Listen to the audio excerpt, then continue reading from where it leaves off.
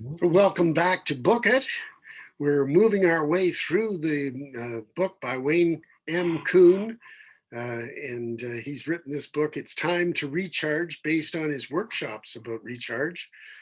And Wayne, today we're really going to talk about something that I get excited about, and that Okay. is relationships.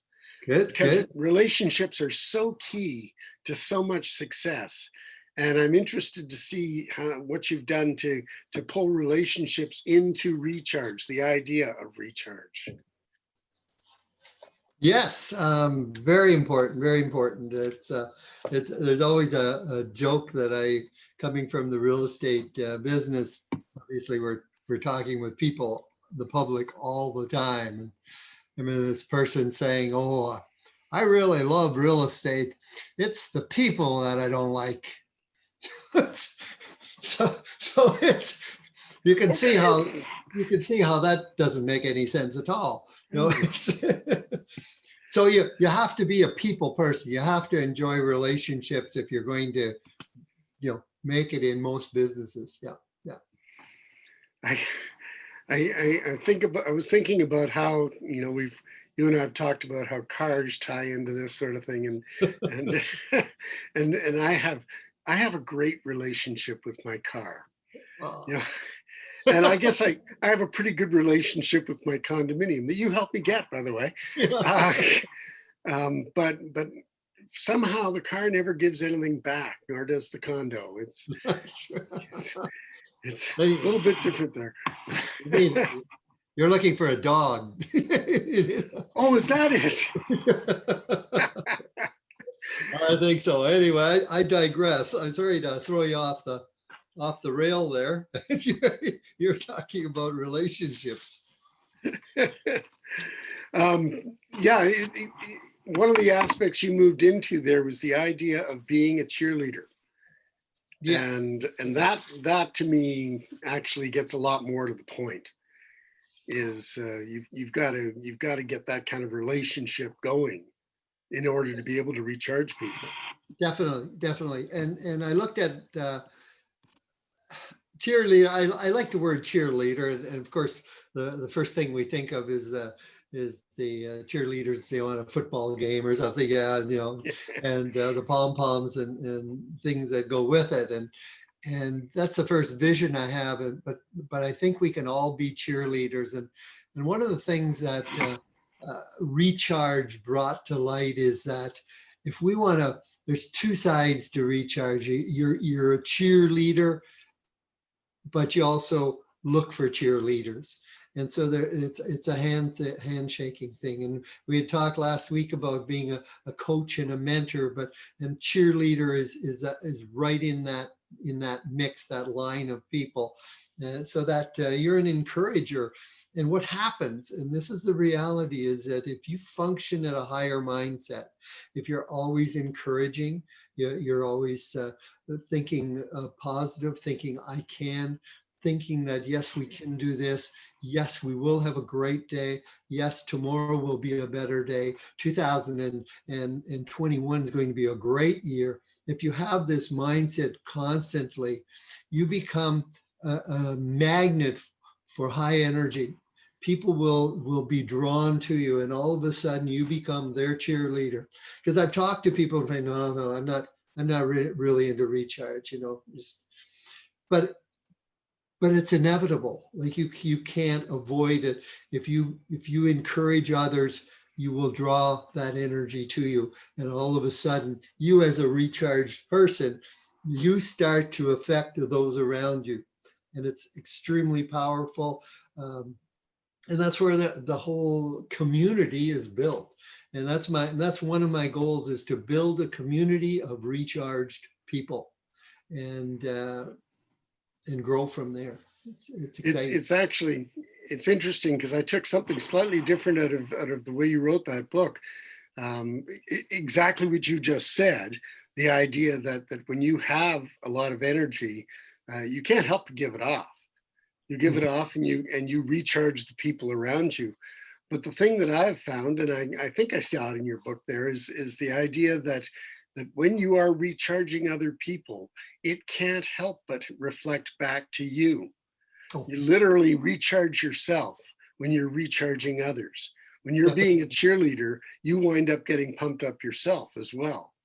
Is that definitely. that? Definitely, and that, yeah, and it's like a handshaking that goes on. And when I wrote this book, like when I talk to people about writing this book, the publishers and some of the people said that you have to give a reason why people read this book.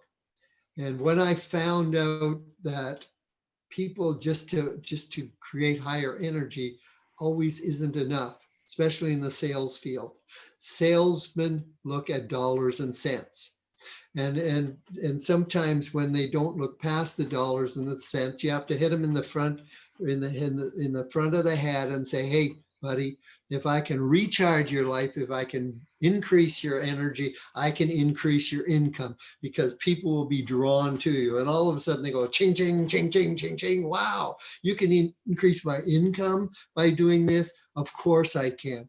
But the side effects and the other things that go on are immensely more important.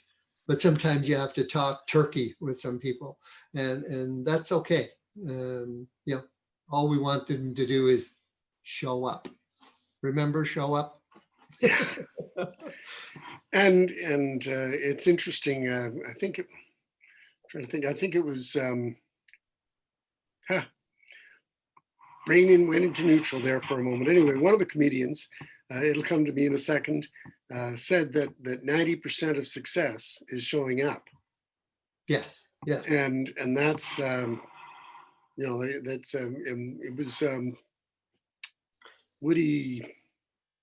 Ah, I don't know where That I'm might going. that may even have been in one of the sales training too. Yeah, but it is. Well, You know. it's been repeated a lot of times. Yeah, Yeah. Woody Allen. Woody Allen is the guy who said it. Okay. That Yeah. Yeah. 90% of success is showing up, and what he was getting at. I read an interview with him a little while after he said that, and what he was getting at was that if you have something that's worth hearing, something that's worth looking at, worth buying, worth being a part of, unless you show up, nobody's going to know. You're right. And the idea, you may have heard the saying, if you build a better mousetrap, the world will beat a path to your door. Mm-hmm, mm-hmm. But it's not true. What's true is if you build a better mousetrap and tell people about it, Okay. then they will beat a path to your door. And that's what the 90% of showing up thing is all about. And it's the same kind of thing as you're talking about in here, when we're talking about relationships with people, generating energy for them and for you, is when they're showing up and you're showing up and you're both pumping something into it, it's going to produce results. And so, you have a whole section in your chapter here about people and about how it's necessary to have that strong interaction with people. But Definitely. then you move into a category that you call the secret of letting go, or the key is letting go. And I wasn't, to tell you the truth, I didn't quite get that. So tell me a little bit about that. Help me out here. Yes, letting go. I rewrote that chapter a few times because I didn't want to step on anybody's toes. And so what you see is what you get. Letting go. There's relationships in our life that are not healthy, that are holding us back, that we're trying to make work because they've been there for 20, 25 years. And essentially, pardon my language, but they're sucking the energy out of you. Not you particular, but everybody in my audience has at least one person that likely shouldn't be there. And it's a tough call. You really have to weigh it out, because sometimes this person can be very close to you. Sometimes this person can be a friend that you've been friends for 25 years. But if you're growing and you're glowing and growing and you're feeling recharged, and you're starting to join a community of recharged people, all of a sudden there's this anchor that's going to pull at you. And at some point, you're going to have to make a decision. And I hope the decision is let it go, because that person will watch you. They will watch you, and they will watch you change and become the successful person you want to be. And hopefully they'll join you at some point and understand what's happening. But if they don't understand that, that's okay too, because this isn't for everybody. One of the things, the aha moments, and it's a sad moment, but it's the way life is. I can be talking to an audience of 2,000 people, and I realize that I may only be talking to 5 or 10, because when it's all said and done, maybe only 5 or 10 will go home and they'll go, whoa, take this and run with it and start changing, making changes to their life. And why is that? It's back to chapter 3. It's back to our box, or back chapter 4, our box. Sometimes our habits are so ingrained that we just can't change them. And that's okay. That's okay. That's where those people are. But if we can make some small changes going forward, if I can talk to those 5 or 10 people in the audience that get it, then that makes that trip worthwhile. And I can talk sincerely about this because I was one of them in the audience. I've gone to sales training. I've come back with stacks of tapes back in the 80s and 90s. I put them on the shelf, and I remember looking at a set one time 10 years later, and I said to my wife, you know what? The shrink wrap is still on here. We never even opened it. Now, back then it was maybe $60, $70. It wasn't a life-changing investment, but we never even opened it. You know, and so how many people buy my book and never even opened it? I hope nobody. How many people just don't get it? And I understand that we can't bring everybody with us. But, Noah only brought 2 of each animal, right? Like, I don't know if that's a good example or not, Bud, but you tell me. But I think he only brought 8 people in all with him. Yeah. So I don't want to beat this up, but I'm very passionate about it. I want to talk to the people that are listening, and I hope that's everybody. But I understand that timing is everything. It's not right. It's timing, and for everybody all the time. Yeah. Oh, I totally agree. I went into a workshop a few years ago, and I was excited. I was pumped. I'd heard this guy before, and I knew he had a lot to offer me. And I turned to the person beside me and I said, "No, aren't you pumped? Are you excited?" And he goes, "Oh, my boss is making me come. And this is going to be another boring workshop." And I thought, oh, you don't know. So the workshop went on, and it went exactly like I expected. I was excited. I had my hand up when the guy was calling for questions. I was scribbling. I think I made 10 pages of notes, and the guy beside me was sitting there like, Yeah. And at the end of it, I said, "Wasn't that great?" And he says, "Oh, it was okay." So it was, like, it's the same old, same old. The guy didn't say anything new, and I had 10 pages of notes. It really does depend who's taking away what, and if they're not looking to find anything, they're not going to take anything away from it. And as you say, that's okay. They're probably going to continue on doing what they've always done, and they're going to continue getting what they've always got, and wondering why other people succeed. Yeah. So I really do get it now that you've explained it in that context. I thought the slightly negative idea of the key is letting go. I thought, oh, I can't let go. But you're right. You have to let go. Yeah. And that sort of flows into the idea of the relationships you have with people in sales. Like, not everybody listening to this is in sales or thinks they're in sales. I'd like to tell them that I disagree.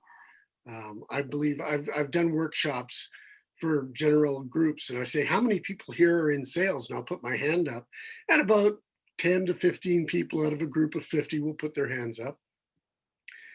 And I'll say, I want to tell you that you are all in sales. Mhm, You mhm. are all selling your ideas to the people around you all the time. And the extent to which you're successful is going to depend a lot on how much you realize you are in sales. Definitely, And that's definitely. kind of the direction you go in your book here as well, is Yeah, talking and to. I think that's the key is building relationships. Like we build relationships with our kids, you know, and we're not trying to sell them anything other than we're trying to give them a good life. And so we have to sell them on the idea that what I'm saying is the correct thing, you know, and that. So yeah, it's you're right. That ties very much into building strong relationships. Mhm. Perfect. I'm doing the work for you here in the interview. I'm supposed to be making you talk, and I talked there for 5 minutes. Hey, but it's good. but just to flow into that, you talk about teaching your kids, and we've all heard the expression, it takes a village to raise a kid. But you also go on to talk about building community. And I Yes. think that Yeah. really is key as well. Can you talk a little bit about that? I think it's important um, to hang around, if I can use that, to associate, to collaborate with like-minded people, and and decide what you want. And if you have a group of people that you're with, and they all know what they want out of life, then you can start feeding from them. You can start talking to them as far as where the challenges are, and build your mastermind. And so I think that's what's important as far as building the community. Uh, um, uh, it all ties together. Accountability within the community is there. Everybody's got their own back. Um, I couldn't understand why people, they don't get that all the time. Um, I I go like I was born in a Christian family. We used to go to church every Sunday, and sometimes people, whether it's Toastmasters or church or any organization, they'll sit back. Maybe you've likely heard this. Yeah, I was a Toastmaster one time, and you want to go, yeah. Can you imagine somebody said at church, yeah, I was a Christian one time. Yeah, I was I was a recharge student one time. Yeah, like this is not a one-time moment. This is a lifetime commitment for being a better person. And if you want to be a good Toastmaster, then you're practicing those skills every week. You want to be a good Christian, then you're going to church every week and you're learning what it takes to be an effective Christian. If you want to be recharged, you work at it every day, starting with the hour of power in the morning. You start and you program your day every day. So this isn't something that we're going to do in the next couple of weeks and then we're going to lay it down and go on with our life. You're welcome to do that, but I encourage you to make this a part of who you are. Make this a mission in life to become fully charged and enjoy it. Like the benefits are so great. That's all I can say in that area. I'm A starting to growing, preach, God. it's a it's a growing experience. And Oh, like yes, yes. on the Christian thing, I had a pastor one time, somebody said to him, I went to church once, and that was fine, but I heard what I needed to hear, and I've moved on. And the pastor said, yeah, I know what you mean. I had dinner once, and it was good. And but now I've had dinner, so I don't need to have it again. I was sort of Yeah, looking yeah. at him, but it's true. I mean, you can, I read Recharge. Okay, great. But now I'm reading How to Win Friends and Influence People. And I'm thinking, well, okay, it's good that you're reading different books, but try to do what they say. And I think you've really hit the nail on the head there, Wayne. I've been talking to Wayne Kuhn for the last few minutes. about his book, Recharge. It's time to recharge. And we're going to talk again tomorrow about the next chapter, which is really, in a way, is kind of like getting back to getting out of the box. We're going to talk next in the next session tomorrow about stretching yourself and going beyond what you already know.